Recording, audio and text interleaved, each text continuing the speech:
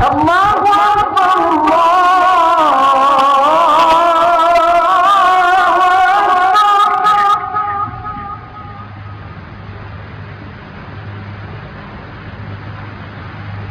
تین دن پہلے T V پر ایک پروگرام منعقد ہوا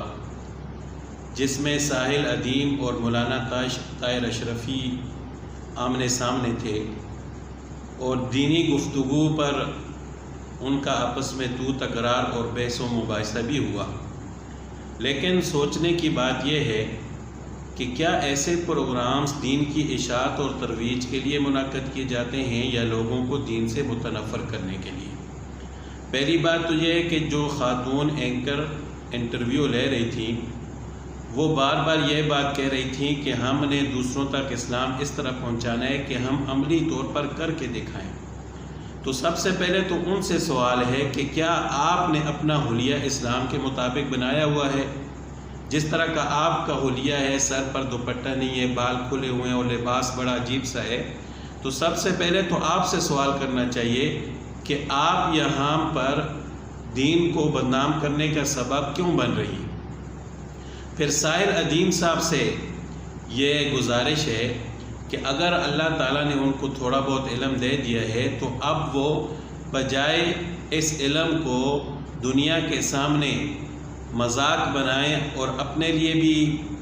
مصیبت بنائیں اور دین اسلام کے لیے بھی مصیبت اور اس کو مذاق بنائیں، اس سے بہتر یہ ہے کہ جتنا آپ کے پاس علم ہے آپ اس کو اچھی نیت سے اچھے طریقے سے دوسروں تک پہنچانے کی کوشش کریں۔ اب ان کی جو بھی گفتگو ہوتی ہے وہ علماء کے خلاف ہوتی ہے، حالانکہ ان سے سوال کیا جائے کہ کیا آپ نے جو کچھ پڑھا ہے، قرآن پاک کی تفسیر پڑھی ہے، تو یہ تفسیر لکھنے والے کون ہیں؟ کیا علماء نہیں ہیں؟ اگر آپ نے احادیث کا ترجمہ اور تشریح پڑھی ہے تو یہ لکھنے والے کون ہیں؟ آپ کو تو عربی نہیں آتی تھی، اگر کسی نے احادیث کا ترجمہ لکھا ہوگا، قرآن پاک کا ترجمہ لکھا ہوگا تو آپ نے پڑھا ہوگا، آپ کو اللہ تعالیٰ نے یہ علم دیا ہے، تو یہ علماء کی ہی محنتیں ہیں۔ پھر ترجمہ تو دور کی بات ہے،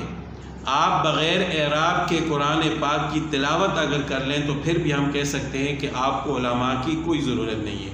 اسی طرح احادیث کی ایسی کتابیں ہیں جن پر اعراب نہیں لگے ہوئے، تو آپ سے گزارش یہ ہے کہ اگر آپ ان کو بغیر اعراب کے دیکھ کر پڑھ لیں تو پھر بھی ہم کہہ سکتے ہیں کہ آپ کو علماء کی ضرورت نہیں ہے۔ تو یہ افسوس کی بات ہے